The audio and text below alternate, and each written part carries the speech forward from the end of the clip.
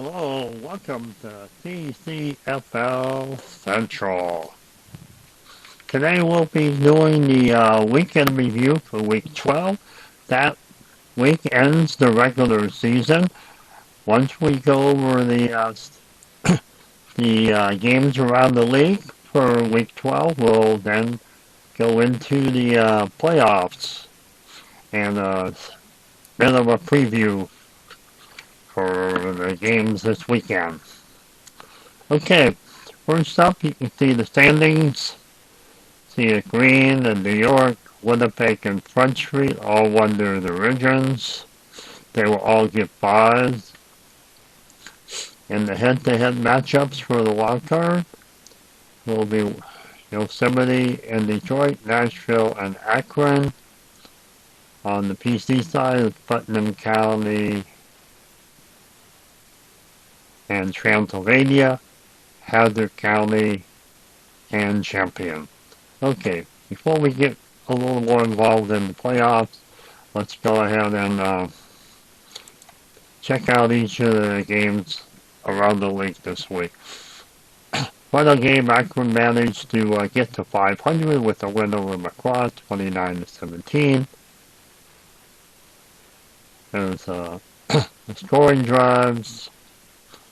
Offense, both teams hovered around 300 with Akron just barely over 300, McCross around 249.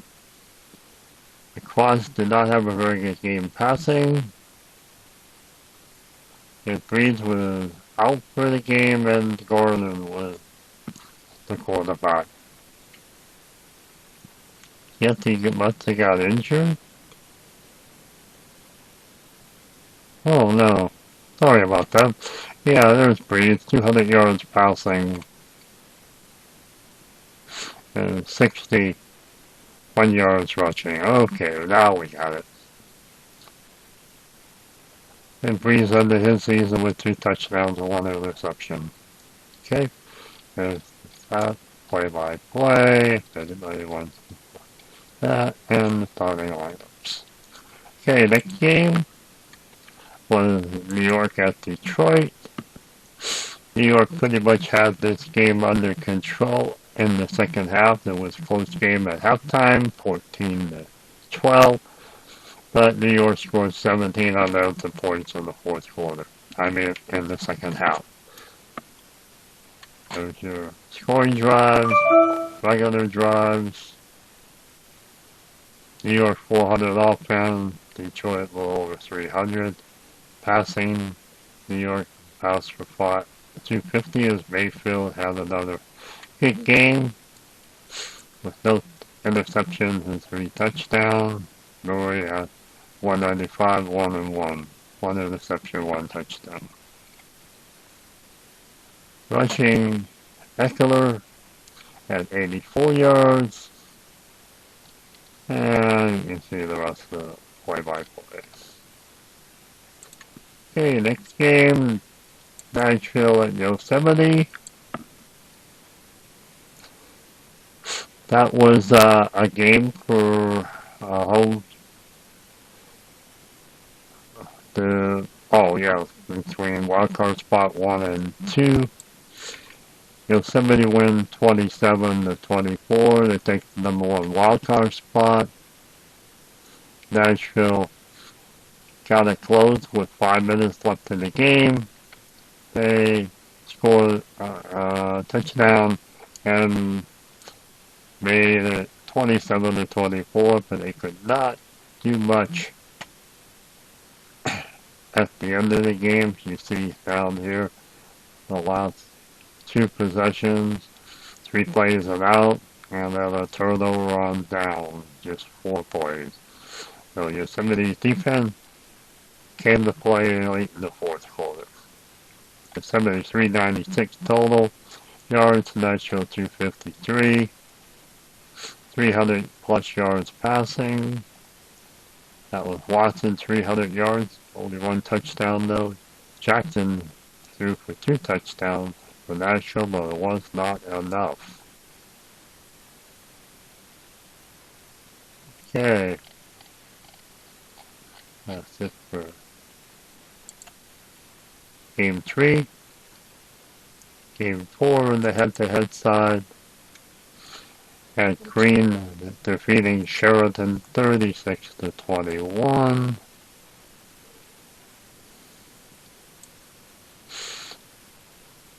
With the win that gave Green the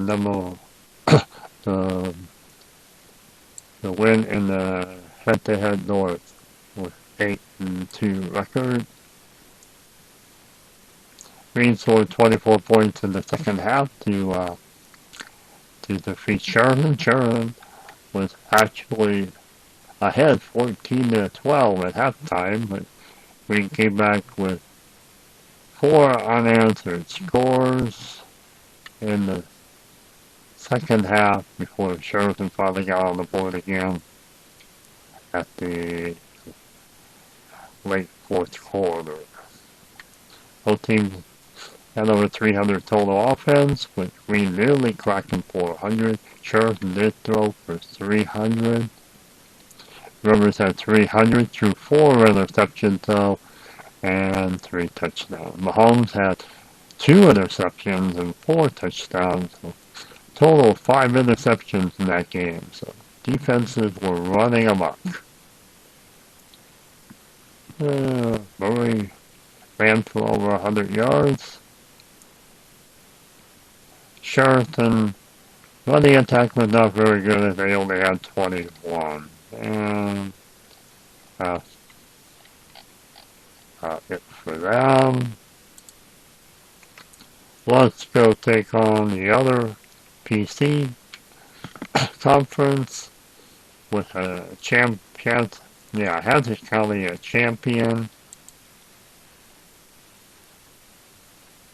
And as you see, Hazard County had a 10-7 lead at the end of the first, and then it was all champions from there on, scoring 14, 28, 38, 42 points to Hazard County 7 from the second quarter on. Champion had over 400 total yards offense. Hazard County only 234. They Champion threw for 300 passing and over 100 yards rushing. Allen had 300 plus passing yards, 5 touchdowns. And Gallivan ran for over 100 yards and scored a touchdown. Okay.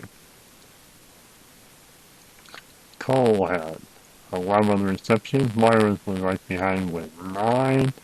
Both Cole and Arnold both nearly had 100 yards. Receiving, plus they both had 2 touchdowns. Okay, next game on the PC side was Front Street and Woodland. Front Street defeated Woodland 21-14. Front Street had an 18-0 lead before Woodland finally got on the board late in the third quarter. And Woodland, with 3 minutes left, got within 1 possession at 21-14 with their touchdown, but could not do anything on the next drive because they only had 11 seconds left. And Front Street ran 8 plays, was able to wind the clock down, essentially win the game. Front Street 400 plus yards to Woodland 350. Rogers threw for 439 and 3 touchdowns. Foils, no interceptions, no touchdowns. Robinson nearly had 100 yards rushing. He was missed it by 1 yard at 99. And that's about it for that game. The next game on the agenda was Cleveland at Putnam County. A Cleveland win would have gave them a playoff spot. The same with the Woodland Front Street game. A Woodland win would have gave them the final playoff spot. And in fact, all three teams that ended up 3-7 all lost. Putnam County, yeah, Cleveland lost, Transylvania lost, and Woodland lost. Any one of them getting a win could have given them the playoff spot. Okay, Cleveland, Putnam County. Cleveland, considering they were trying to get into the playoffs, did not do very well. At halftime, they already were trailing 24-3. Then Putnam County tacked on another one and made it 31-3 before Cleveland finally scored again. And that was a little, too late. Cleveland did not get to 200 yards offense. Very poor game.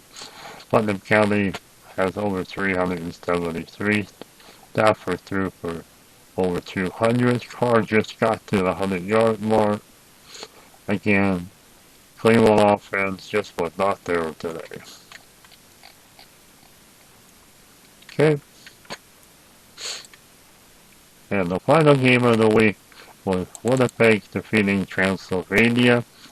And actually a very close game. Transylvania was within 3 points with 10 minutes and some odd seconds left in the fourth quarter. And let's see, where was their touchdown? At the half, they scored a touchdown here.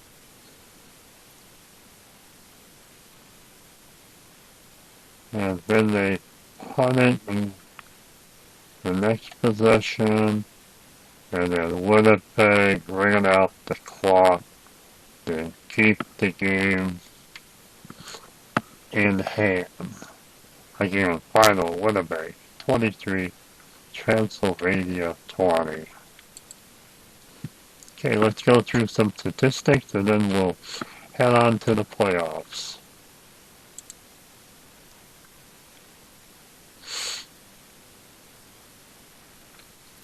Okay, get the league leaders.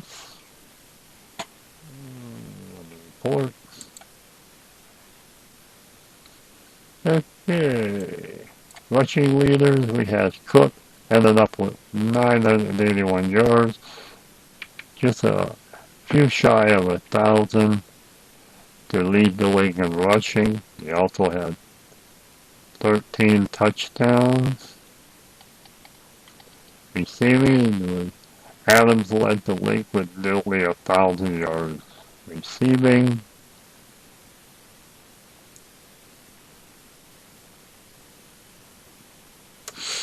He had 14 touchdowns. Passing leaders, looks like Rogers beat out Tannehill by 5 points. Let's go down here to see if anything interesting. Touchdowns Mahomes and Rogers had 26, Tannehill 24 along with Watson. Mayfield did have 22.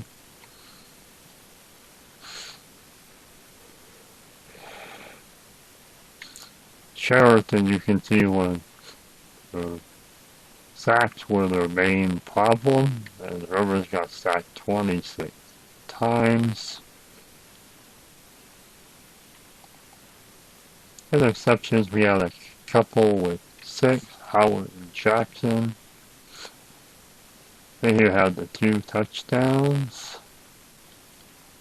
Sack leaders was Garrett of Winnipeg with 6. Kick return leaders, Adderley averaged 32. There was 1 touchdown return, kickoff return for a touchdown. That was Brown of Akron. Punt return leader, Galloway averaged 15 yards per try. Again, only 1 touchdown.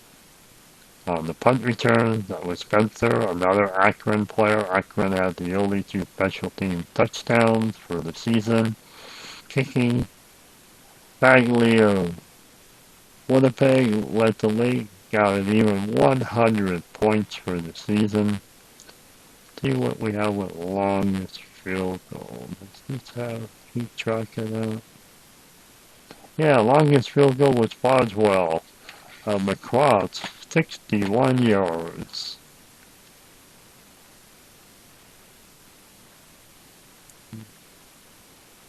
And you see there were a few others well over 50 yards too.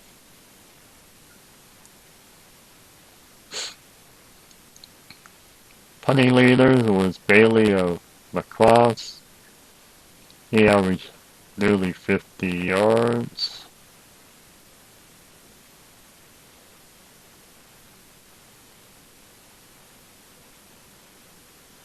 Let's see.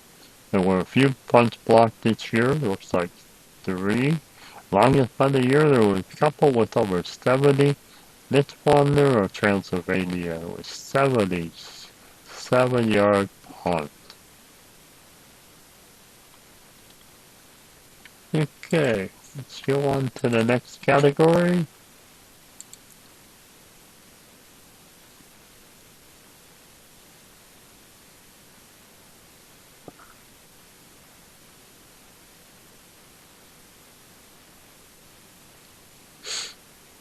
The team statistics.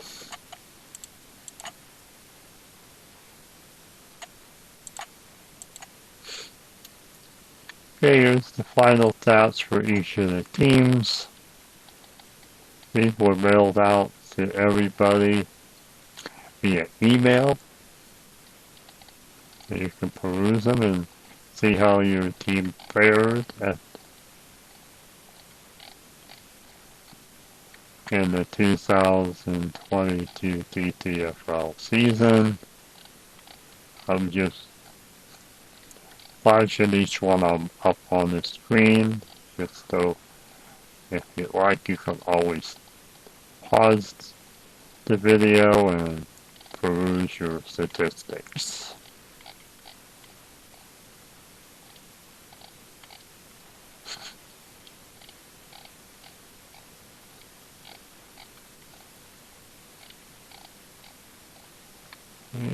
Okay.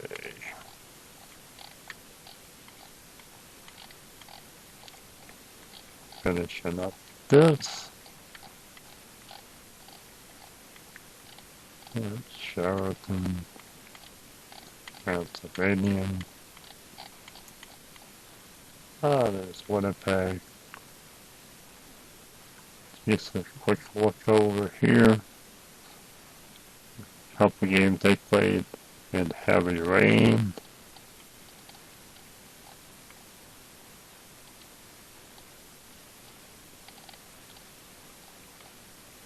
Woodland.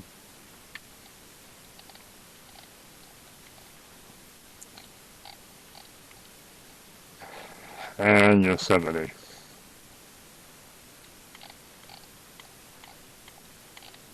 Okay, so we'll do one more set of statistics at the big games, and we'll head over to the playoffs.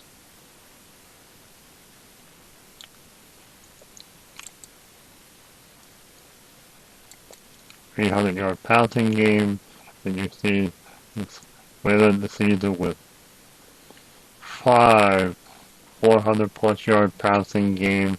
Watson had 2, Rivers had 2, and Mayfield had 1. 100-yard rushing games. We had 31 of them. Robinson just missed the 200-yard mark by 2. Cook had a couple 100-yard games, looks like 4. So, there you go. And the last one we'll look at is the receiving. 2 200-yard receiving games for the year. And okay, so that's about wraps up the TCFL regular season. We'll now switch over to the playoffs. And take a look at the brackets. Okay, first round, we have wildcard Detroit at Yosemite, Akron at Nashville, Transylvania, Putnam County, Hazard County at Champion. As far as I know, all four games quite, will be played on the PC. I'm gonna try to video all four games this weekend, and either the schedule will either be Sunday at 6 and 8 for the PC side, and then Monday 6 and 8 for the head-to-head side. I may change that and have 4 6 o'clock games, one on Sunday, Monday, Tuesday, and Wednesday. It depends on how I can slot them in during the weekend. So, anyway, that's your first round games. And just for clarification, in the seeding, we had Transylvania, Cleveland, and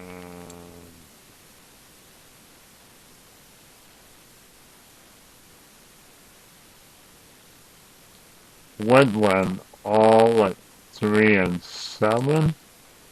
Transylvania got the nod because between the three he had the best head-to-head record of 2 and 1. So he received wildcard slot 4 on the PC side. So, as mentioned, Transylvania Putnam County, Hatch County Champion will probably be played on Sunday, a 6 o'clock game and an 8 o'clock game. Detroit, Yosemite, Akron, and Nashville will be played on Monday, 6 o'clock and 8 o'clock. Okay, I think that's it from TCFL Central. We'll see you again next week to go over the first round of the playoffs. Good night, everybody.